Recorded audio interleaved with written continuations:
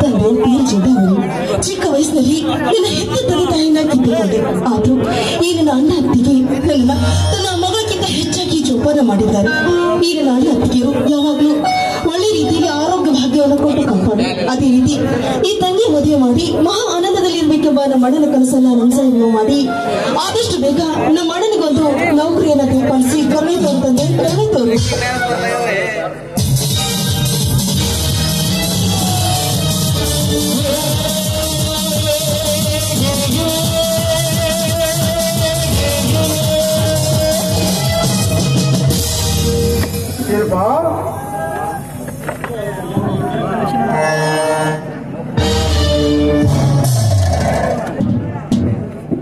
ಯಾರು?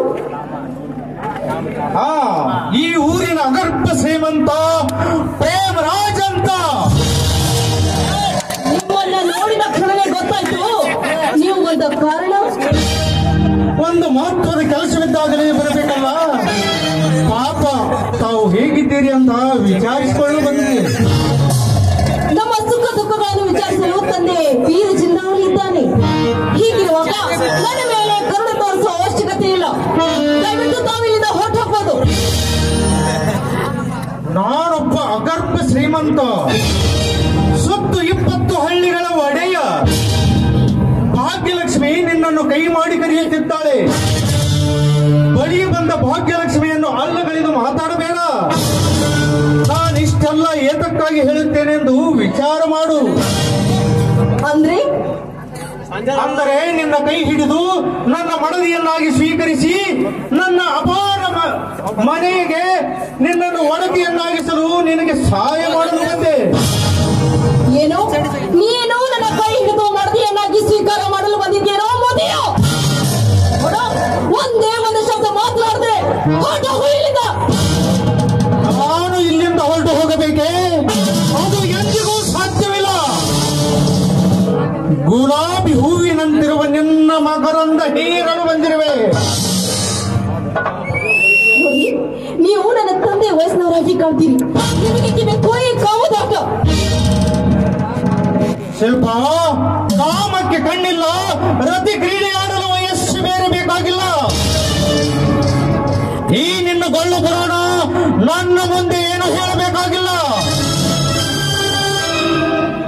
ನೀನು ನನ್ನವಳಾದ್ರೆ ನನ್ನ ಅರಮನೆಯಲ್ಲಿಟ್ಟು ನಿನ್ನನ್ನು ದೇವತೆಯಂತೆ ಪೂಜಿಸುವೆ. ಆ ಶಿಲ್ಪ ಬೇಗನೆ ಬಂದು ಕೆಲೋ ಮುದಿ ಕಾಮಾಂಧ ಯಾರು ಇಲ್ಲದ ಸಮಯ ಸಾಧಿಸಿ ಒಂಟಿ ಹೆಣ್ಣಿನ ಮೇಲೆ ಬಲಾತ್ಕಾರ ಮಾಡಲು ಬಂದಿದೆಯೇನೋ ಧಾಮ. ಅಲ್ಲ ಸಲ್ಲದ ಶಬ್ದ ಈ ನಿನ್ನ ನಾಲ್ಗೆಯಿಂದ ನುಡಿದಿದ್ದಾದ್ರೆ ನಿನ್ನ ನಾಲ್ಗೆಯನ್ನು ಕರೆದು ಹೋಗ್ಬೇಕಾಗುತ್ತೆ. ಎಚ್ಚರ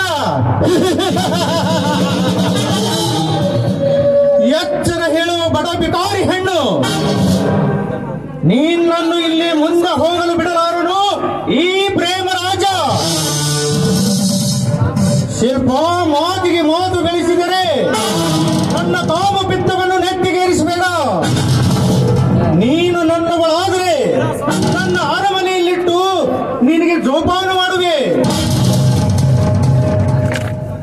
ನನ್ನ ಮಾತಿಗೆ ಒಪ್ಪಿಕೊಂಡರೆ ನಿನ್ನ ಅಣ್ಣಂದಿರರು ಸುಖವಾಗಿರಬಹುದು. ಈ ವಿಷಯ ವೀರರಾದ ನಮ್ಮ ಅಣ್ಣನಿಗೆ ಏನಾದ್ರೂ ಗೊತ್ತಾದ್ರೆ ಈ ನಿನ್ನ ಮೈ ಚರ್ಮ ಸುರಿದು ಚಪ್ಪಲಿಯನ್ನಾಗಿ ಹೊರಿಸ್ಕೊಳ್ತಾರೆ ನಮ್ಮ ಅಣ್ಣಂದ್ರು. ಅದಕ್ಕೆ ಹೇಳ್ತಾ ಸುಮ್ಮನೆ ಹೊರಟು ಹೋಗು ಇಲ್ಲಿಂದ. ಈ ನಿನ್ನ ಪಿಂಕದ ಮಾತು ನನಗೆ ಬೇಕಾಗಿಲ್ಲ. ಅದನ್ನೆಲ್ಲ ಅಲ್ಲಗಳೆದು ನನ್ನ ಸುಂದರವಾದ ತೋಟಕ್ಕಿಯಲ್ಲಿ ಬಂದು ಅಪ್ಪಿಕೋ. ಯಜಮಾನ್ರಿ, ನೀವು ನನ್ನ ತಂದೆ ವಯಸ್ಸಿನಲ್ಲಿದ್ದವರು. ಇಂಥ ಹೇಗೆ ಕಾರ್ಯ ಮಾಡಿ ನಿಮ್ಮ ಹಿರಿತನಕ್ಕೆ ಕೊಂದು ತಲುಪಬೇಡಿ. ನೋಡಿ, ನಿಮ್ಮ ಕೈ ಮುಗಿದು ಕೇಳ್ಕೊತಾ ಇದ್ದೀನಿ. ನನ್ನನ್ನ ನಿಮ್ಮ ನಿಮ್ಮ ಹೊಟ್ಟೆಯಲ್ಲಿ ಹುಟ್ಟಿದ ಮಗಳೆಂದು ತಿಳಿದು ನನ್ನನ್ನು ಬಿಟ್ಟಬೇಡಿ. ಮಗಳು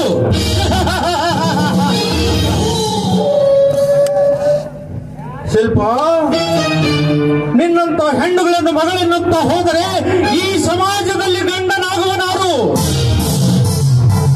ಶಿಲ್ಪ, ಈ ನಿನ್ನ ಮಾತು ಕೇಳಿದರೆ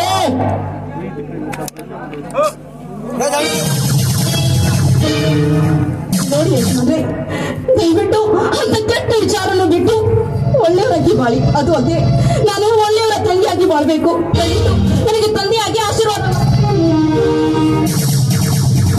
ಶಿಲ್ಪ, ತಂದೆಯಾಗಿ ಆಶೀರ್ವಾದ ಮಾಡಬೇಕೆ? ಅದು ನಿನ್ನ ಹುಚ್ಚು ಕಲ್ಪನೆ. ಶಿಲ್ಪ, ಬೆಳೆದು ನಿಂತ ನಿನ್ನಂತಹ ಸುಂದರವಾದ ಹೆಣ್ಣುಗಳನ್ನು ಮಗಳೆನ್ನುತ್ತಾ ಹೋದರೆ ಈ ಸಮಾಜದಲ್ಲಿ ಗಂಡನಾಗುವನಾರು?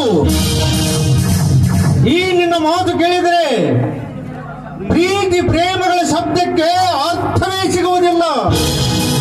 ಶಿಲ್ಪ, ಕೊನೆಯದಾಗಿ ಹೇಳಿವೆ, ನನ್ನ ಮಾತಿಗೆ ಒಪ್ಪಿಕೋ.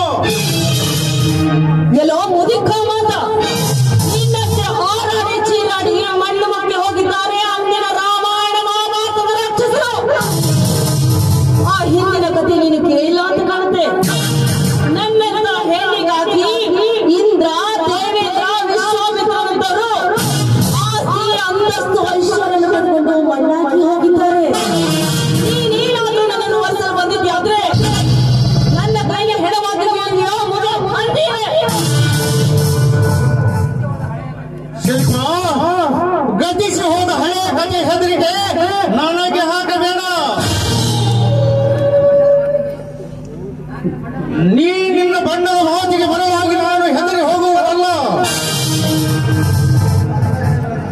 ನಿಮ್ಮಂತ ಬಡ ಹೆಣ್ಣುಗಳ ಜೊತೆ ರಜೆ ಕ್ರೀಡೆ ಆಡಲಿಕ್ಕೆ ನಮ್ಮಂಥ ಬುದ್ಧಿ ಹಂತಿಗಳನ್ನು ಆ ದೇವರು ಈ ಕಲಿಯುಗದಲ್ಲಿ ಸೃಷ್ಟಿ ಮಾಡಿದ್ದಾನೆ.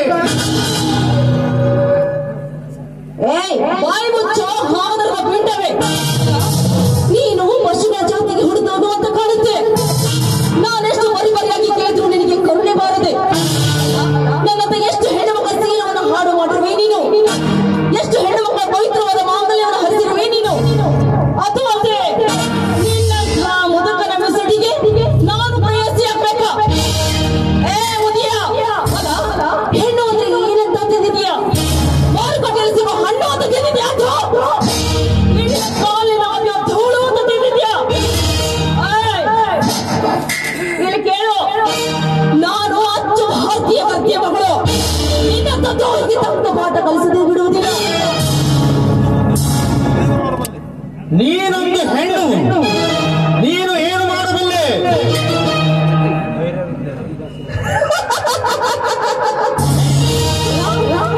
ಏನಂತೀನಿ? ನಾನೊಂದು ಎತ್ತಿಚ್ಚಿತ್ತೊಂದು ಹೆಣ್ಣ. ಹೆಣ್ಣು ಮುಗಿದ್ರೆ ನಾನೇ ಮುಗಿದ್ರೆ ಮಹಾಮಾರಿ. ನಾನು ಮನಸ್ಸು ಮಾಡಿದ್ದೆ, ನಾನಷ್ಟೇ ಅಲ್ಲ, ನನ್ನಂತ ಹೆಣ್ಣು ಮನಸ್ಸು ಮಾಡಿದ್ದೆ ಆದ್ರೆ ಗಂಡ ಬಚ್ಚಿ ಹಾಕಿಕೊಂಡು ಸಡ್ಡು ಹೊಡೆದು ಕೈಯಲ್ಲಿ ಖಡ್ಗ ಹಿಡಿದು ಈ ರಾಣಿಯ ಕಿತ್ತೂರು ಚೆನ್ನಮ್ಮನಂತೆ ಹೋರಾಡಬಲ್ಲಳು ಈ ಹೆಣ್ಣು.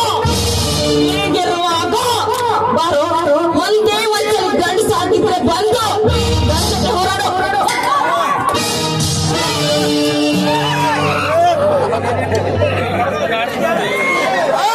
ಈ 20 ಹಳ್ಳಿಗಳ ಒಡೆಯನಿಗೆ ಇದುವರೆಗೂ ಸಮಾನ ಹಾಕಿದ ಹೆಣ್ಣುಗಳೇ ನೋಡಿದ್ದಿಲ್ಲ. ಈಗ ನೀನು ಏನು ಮಾಡ್ತೀವೋ ನಾನು ನೋಡಿ ಬಿಡ್ತೇನೆ.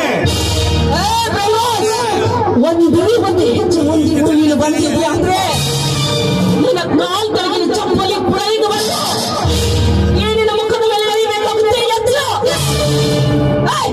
ನಿಲ್ಸೋ, ಲಾಥಾಕಿದ್ದು ಬಾತು ಸರಿ ಬಂದೆ. ನಿಮ್ಮತ್ತ ಕತ್ತುಗಳಿಗೆ ಲತ್ತಿಗೆ ಪೆಟ್ಟು ಬಿದ್ದಾಗಲದೆ ಬುದ್ಧಿ ಬರುತ್ತೆ.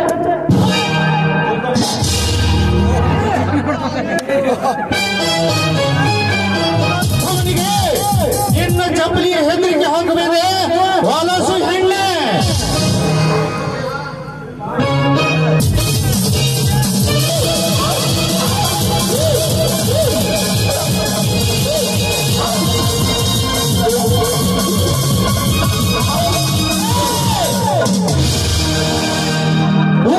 ಮಾನವ ಜಾತಿಯ ಕೊಸವೆ ಈ ನನ್ನ ಘನ ಕಾರ್ಯಕ್ಕೆ ಕೈ ಹಚ್ಚಿದವನಾರು? ಅಪ್ಪ, ನೀನು ಇಂಥ ಹೇಳಿ ಕೆಲಸ ಮಾಡುವುದಕ್ಕೆ ನಾಚಕಾಗದಿಲ್ಲವೇ ಈ ನಿನ್ನ ಹೇಷ ಜನ್ಮಕ್ಕೆ? ಕಿರಣ್, ನೀನು ಮನೆಗೆ ಬಾ, ವಿಚಾರಿಸ್ಕೊಳ್ತೀನಿ.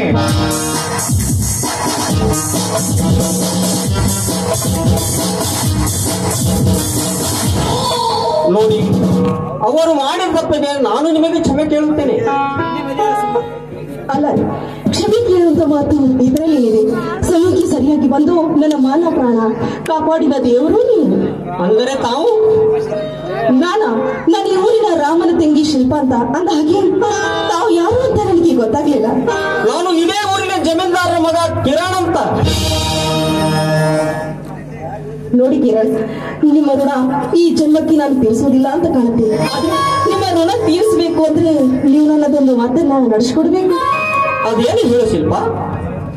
ಏನು ಇಲ್ಲ ರೀ, ಅದೇನು ಅಂದ್ರೆ ನೀವು ನನ್ನ ಕೈ ಹಿಡಿದು ನಿಮ್ಮ ಸತಿಯನ್ನು ಸ್ವೀಕಾರ ಮಾಡಬೇಕು. ಇದು ನಿನ್ನ ಕೊನೆ ನಿರ್ಧಾರವೇ? ಅಲ್ಲ, ನಿಮ್ಮ ಆಣೆಯಾಗಿಯೂ ನನ್ನ ಹೆತ್ತು ತಂಗಿ ಆಣೆ ಮಾಡಿ ಹೇಳ್ತೇನೆ. ಈ ಮಾತು ಸತ್ಯ ಸತ್ಯ ಸತ್ಯ. I love you Kiran, I love you. ಈ ಕಿರಣನ ಮನಸ್ಸನ್ನು ಗೆದ್ದ ನೀನೇ ನನ್ನ ಪ್ರೇಮದ ರಾಣಿ. ಈ ಬದುಕಿ ಮನಗೆದ್ದ ನೀನೇ ನನ್ನ ಬಾಂಧವ.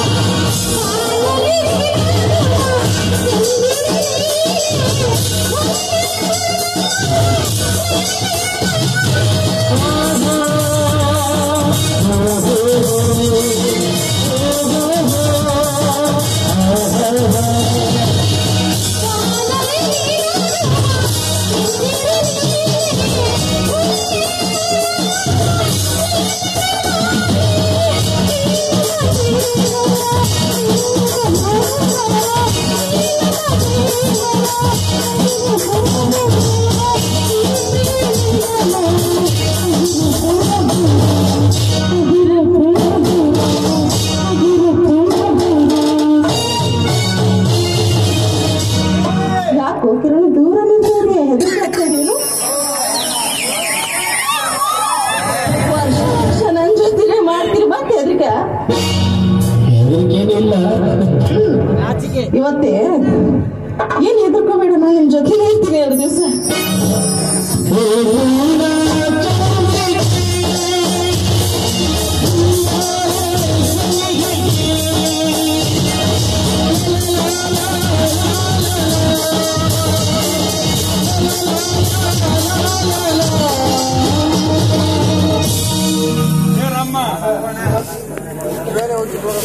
ನಾನಿನ್ ಬರ್ಲ. ಬಾಯ್. ಟಾಟಾ. ಬಾಯ್.